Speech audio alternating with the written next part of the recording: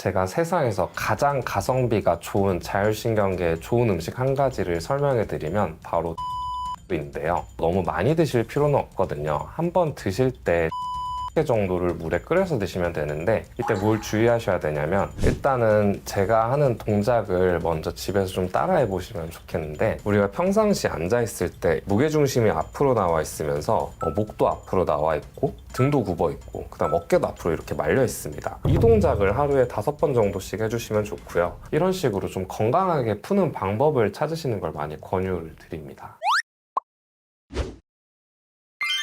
제가 세상에서 가장 가성비가 좋은 자율신경계의 좋은 음식 한 가지를 설명해 드리면 바로 대추인데요. 대추에는 여러 가지 작용이 있는데, 대추는 사포닌 성분이 굉장히 풍부하거든요. 이 성분들이 기본적으로 각성된 신경을 안정시키는 효과가 있습니다. 그래서 불안감을 느끼시는 분들, 초조한 분들, 아니면 두통이 심하신 분들, 예민하신 분들이 이런 대추를 드시고 나면 이런 불안한 감정들이나 증상들이 좀 완화되는 경향이 있고요. 특히 목 어깨가 자주 뭉치고 몸에 항상 힘을 줘서 잠을 못 주무시는 분들에게도 이렇게 대추를 드시는 게 굉장히 효과적입니다. 그리고 또 대추는 부교감신경계를 활성화시키는 작용이 있는데, 교감신경이 몸을 흥분시키는 신경이라고 하면 부교감신경은 몸을 반대로 이완시키는 신경이거든요. 그런데 교감신경이 항진되신 분들 같은 경우 이렇게 대추를 드시면 교감신경은 다운이 되면서 동시에 부교감신경계를 활성화시켜서 소화도 좀 잘 되고 수면도 잘 취하게 되고 이런 효과가 있습니다.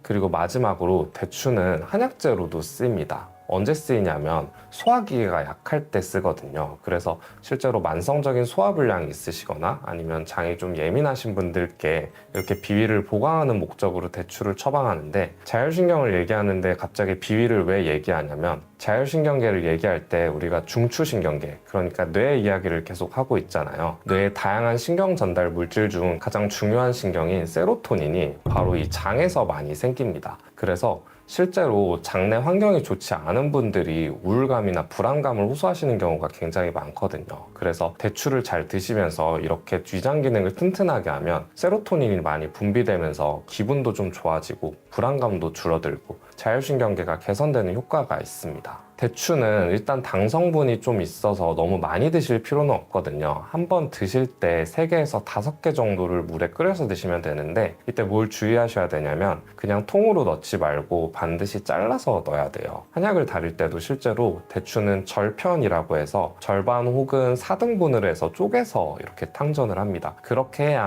안에 든 주성분인 사포닌 성분이 충분하게 추출이 되거든요. 그래서 대추를 3개에서 5개를 꼭 반드시 잘라서 물에 끓여서 하루에 한 잔씩 차로 드시면 효과를 보실 수 있습니다. 아니면 차로 끓여 드시는 게 귀찮다고 하시면 그냥 생으로 드셔도 상관은 없고요. 다만 말려서 드시는 건 추천을 별로 안 드리는데, 왜냐하면 대추를 말리는 과정에서 당 성분이 지나치게 올라가는 경우가 있거든요. 그래서 당뇨가 있으시거나 아니면 평상시에 혈당이 좀 높으신 분들 같은 경우는 일시적으로 혈당 스파이크를 유발할 수 있어서 차나 생으로 드시는 걸 추천드리고, 가급적 말려 드시는 거는 지양을 하시는 게 좋습니다. 제가 세상에서 제일 싫어하는 음식이 있는데 바로 정제당입니다. 엄밀히 말하면 다른 의미이긴 한데 쉽게 말해서 설탕이라고 할게요. 설탕이 많은 음식들은 믹스커피, 음료수 이런 것들에 굉장히 많거든요. 특히 요즘 당 떨어졌다라는 표현이 유행을 하면서 이렇게 당이 떨어질 때마다 이걸 보충하기 위해서 뭐 초콜릿이나 사탕, 카페 음료 같은 걸 먹어서 이제 체력을 보충해야 된다고들 많이 말씀하시는데, 이게 건강에도 안 좋을 뿐만 아니라 자율신경계에 정말 최악인 음식이거든요. 왜 그러냐면 자율신경 실조증 자체가 예민한 분들이 아무래도 많이 걸릴 수 있다고 말씀을 드렸고, 실제로 이런 분들은 신경계가 과도하게 항진이 돼서 신경 자체가 예민해진 상태인 거거든요. 그런데 설탕은 우리 몸에 들어오면 신체를 긴장시키는 교감신경을 활성화시킵니다. 그래서 안 그래도 예민한 몸을 더 예민하게 만드는 거거든요. 일반적으로 건강하신 분들이 설탕을 조금 먹는 건 신경을 잠깐만 흥분시키니까 괜찮은데, 안 그래도 신경이 예민하고 교감신경이 높은 자율신경 실조증 환자분들이 이런 정제당을 반복적으로 드시게 되면 예민한 신경을 더 예민하게 만드는 결과를 초래하고 맙니다. 그래서 실제로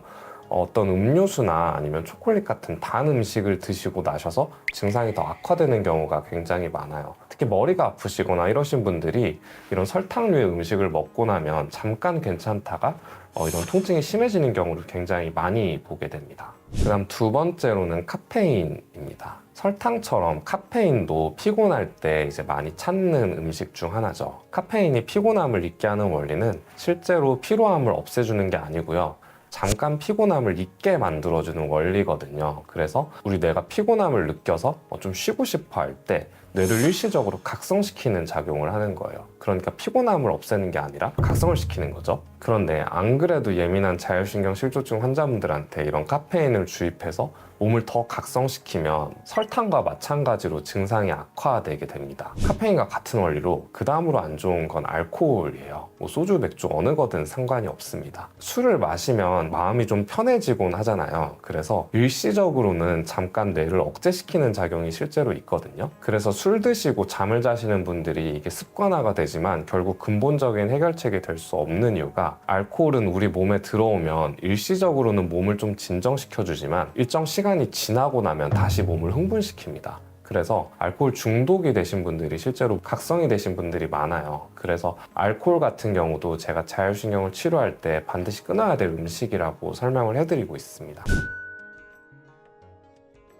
일단 자율신경 실조증 환자분들께 매번 말씀드리는 건 대충 하시라고 말씀드리고요. 제가 환자분들한테도 치료를 할 때 반드시 해야 할 생활 습관에 대해서 많이 얘기해 드리거든요. 거기에는 식단, 영양제, 운동 같은 것들이 포함이 됩니다. 그런데 예를 들어 운동을 하라고 해서 일주일에 7번씩 막 운동을 엄청 열심히 해야 되고 이런 게 아니거든요. 일주일에 2번, 3번. 실제로 미국 스포츠의학회 같은 곳에서 제시하는 가이드라인에서도 건강을 유지하기 위해 제시하는 운동의 강도는 그렇게 많지 않습니다. 한 번에 30분씩 일주일에 3번 정도 되거든요. 그래서 뭐든 열심히 하려고 하는 성향을 좀 버리셔야 이 증상이 좀 나으실 수 있어요. 식단도 너무 타이트하게 하실 필요가 없고 운동도 마찬가지고 생활관리도 뭐 하나를 딱딱딱 무조건 지켜야 한다고 하는 게 심해지면 강박증이 될 수 있거든요. 그래서 이분들이 이렇게 생활을 잘 하시다가 한 번이라도 잘못한 순간 그걸로 인해서 스스로 엄청나게 스트레스를 받게 됩니다. 그러면서 치료가 잘 되다가 악화되는 경우도 많이 있거든요. 이런 질환이 생긴 것 자체가 너무 열심히 살려고 하셔서 생긴 질환이니 조금은 그런 것들을 내려놓고 내가 일을 너무 열심히 했다면 취미 활동을 좀 한다던가 가정의 문제에 너무 집착을 했다고 하면 뭐 다른 일 혹은 본인에게 좀 더 집중을 한다던가 이런 식으로 좀 주의를 돌리고 좀 마음을 좀 내려놓는 연습을 하시는 게 굉장히 도움이 많이 됩니다. 그리고 평상시에 바른 자세를 하셔야 됩니다. 이게 뭔 소린가 싶죠? 자율신경은 해부학적으로 척추에서 나오거든요. 우리 몸의 등에 위치한 흉추, 허리에 위치한 요추에서 교감신경을 시작하고요. 그 다음 뒷머리에 위치한 후두골, 그리고 골반에 있는 청골에서 부교감신경이 나옵니다. 그래서 실제로 자율신경 실조증 환자분들은 이런 척추 부위를 눌러보면 이 부위의 통증을 굉장히 많이 호소하세요. 그래서 실제로 치료를 하는 부위도 이 척추 부위 위주로 치료를 하게 되거든요. 그런데 일자목이 있거나 거북목이 있거나 구분등이 있거나 이렇게 바른 자세를 하지 않으시는 분들은 척추가 틀어지면서 주위 자율신경에 영향을 미치게 됩니다. 예를 들면 구분등이 있으신 분들, 일자목이 있으신 분들이라면 항상 척추를 좀 바르게 펴고 바른 자세를 유지하시는 게 자율신경 건강에 굉장히 도움이 많이 되세요. 그래서 절대 피하셔야 되는 습관이 턱을 괴는 것입니다. 그러니까 예를 들면 이렇게 오른손으로 턱을 괸다고 치면 이 자세 하나만으로도 척추가 많이 틀어지게 되거든요. 또 좌우 불균형이 와서 턱관절 질환이나 아니면 안면비대칭이 생길 수도 있어요.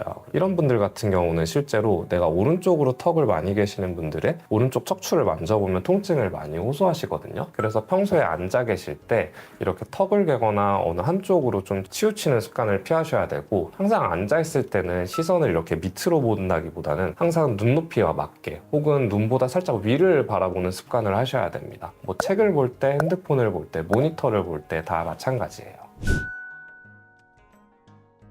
일단은 제가 하는 동작을 먼저 집에서 좀 따라해 보시면 좋겠는데 제가 옆으로 좀 보여드릴게요. 우리가 평상시 앉아 있을 때 이런 자세로 많이 앉아 계시거든요. 무게중심이 앞으로 나와 있으면서 목도 앞으로 나와 있고 등도 굽어 있고 그다음 어깨도 앞으로 이렇게 말려 있습니다. 이러면 척추가 점점 안 좋아지거든요. 그래서 이걸 뒤로 반대로 하는 자세를 많이 하셔야 되는데 일단 첫 번째로는 고개를 이렇게 뒤로 좀 젖혀주시고요. 여기서 너무 끝까지 가려고 하지 말고 본인이 갈 수 있는 범위까지만 가면 됩니다. 이 상태에서 팔을 이렇게 들었다가 천천히 뒤로 내려주는 거예요. 그러면 뒤쪽으로 W자 모양이 되거든요. 이때 목이랑 이렇게 뒤 어깨 쪽, 그 다음에 앞쪽 가슴이 벌어지는 느낌이 나면 됩니다. 이렇게 5초 동안 유지하시다가 돌아오고, 이 동작을 하루에 5번 정도씩 해주시면 좋고요. 이때 주의해야 되는 점은 이렇게 있을 때 목을 너무 이렇게 뒤로 젖히려고 한다거나 아니면 목을 젖힌 상태에서 어깨에 이렇게 힘을 줘서 올리면 이게 효과가 하나도 없어요. 그래서 우리가 힘을 빼는 게 목적이기 때문에 어깨를 좀 내려놓고 자연스럽게 동작을 하셔야 효과가 있습니다. 그래서 이렇게 생활관리로 만약 자율신경계 증상이 많이 없어지시면 사실 굳이 치료를 할 필요는 없어요. 그런데 이렇게 관리를 꾸준히 해도 증상이 호전이 안 되시는 분들께 제가 하는 치료를 소개해드리면, 첫 번째로는 한약치료, 두 번째로는 약침, 세 번째로는 추나 치료를 진행하는데, 한약은 흔히 생각하는 여러분이 드시는 보약 같은 게 아니라 내가 아무리 뭐 피곤하다, 무기력하다 이런 증상이 있다고 해도 이게 정말 몸이 신체적으로 필요한지 아니면 자율신경이 예민해서 그런지 그런 걸 구분을 해야 되거든요. 그런데 자율신경계 환자분들 같은 경우는 피로감이 있다고 하더라도 이게 근본적인 원인이 신경계가 예민해서 발생한 문제다 보니까 자율신경의 균형을 맞추는 한약 처방을 하게 됩니다. 그리고 약침 치료 같은 경우는 척추에 위치한 자율신경 부위에 직접 한약을 주사를 놓는 치료법이라고 생각하시면 되세요. 예를 들면 내가 두통이 심한데 이런 분들은 목 부위 경추를 눌러보면 통증을 호소하시거든요. 이런 부위에 주사를 놓게 되고요. 마지막으로 추나요법의 경우 일자목이 있거나 구근등이 있거나 아니면 골반이 틀어졌을 때 발생하는 문제를 직접 손으로 교정하는 치료를 하게 됩니다. 만약에 3가지 이상의 증상이 동시에 복합적으로 나타날 때, 예를 들면 두통이 있는데 허리도 아프고 갑자기 소화도 안 되고 이런 증상이 1개월 이상 전혀 나아지지 않고 지속이 될 때, 그러면서 어떤 검사를 했을 때 원인이 나오지 않는다면 자율신경 실조증을 의심해 볼 수 있거든요. 특히 내가 환경적으로 스트레스에 노출이 돼서 이게 점점점 심해지고 있다고 한다면 한번 가까운 의료기관에서 검사를 받아보시는 걸 권유를 드립니다.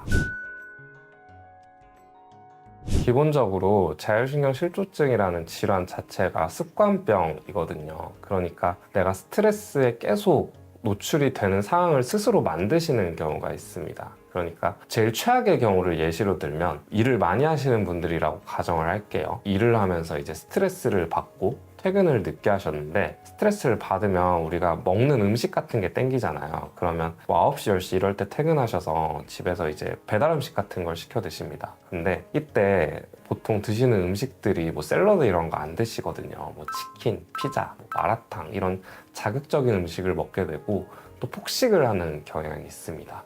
근데 이 자체로 몸에 굉장히 안 좋을 뿐만 아니라 신경을 예민하게 만들고, 만약에 여기에 음주나 아니면 흡연을 같이 한다 이러면 여기에 금상첨화가 되는 거거든요. 그래서 이게 또 스트레스가 되고 다시 스트레스를 받으니까 또 폭식을 하게 되고 건강이 안 좋아지고 이렇게 악순환을 돌게 되세요. 그래서 스트레스를 술이나 담배 아니면 폭식 이런 방법으로 푸시는 것보다는 적당하게 운동을 한다던가 아니면 취미 활동을 가진다던가 친구를 만난다던가 이런 식으로 좀 건강하게 푸는 방법을 찾으시는 걸 많이 권유를 드립니다. 제가 최근에 많이 듣는 얘기인데, 자율신경 실조증 환자분들이 원장님 이거 낫기는 하는 병인가요? 라고 많이 여쭤보세요. 그런 말을 들을 때 굉장히 답변 드리기가 어려운데, 왜냐하면 사람마다 생기는 증상이 다르고 또 병의 정도도 다양합니다. 그래서 빨리 나으시는 분들은 정말 한두 달 안에도 확 좋아지시는 분들이 있는 반면에 치료 기간이 몇 개월이 아니라 1년, 2년 이렇게 길어지시는 분들도 있으세요. 근데 분명한 건 뭐든 하면 무조건 좋아집니다. 그러니까 가만히 앉아 있는다고 이게 저절로 좋아지지 않거든요. 그런데 꼭 10년, 20년 전 건강한 상태가 되는 게 아니라고 하더라도 내가 그동안 가졌던 나쁜 습관들을 고쳐가면서 또 적극적으로 치료도 하고 이러면 분명히 대부분의 분들은 다 좋아지시거든요. 그리고 실제로 이게 완전히 증상이 없어지지 않는다고 하더라도 한 절반 정도만 줄어들어도 환자분들이 정말 많이 좋아하시는 걸 많이 봤습니다. 그래서 이게 낫는지 안 낫는지 완치가 되는지 너무 집착하시기보다는 일단 먼저 생활습관, 치료 이렇게 의지를 가지고 먼저 시작하시면 지금보다는 훨씬 건강해지실 수 있으니까 용기를 가지고 뭐든 해보시기를 권유드립니다.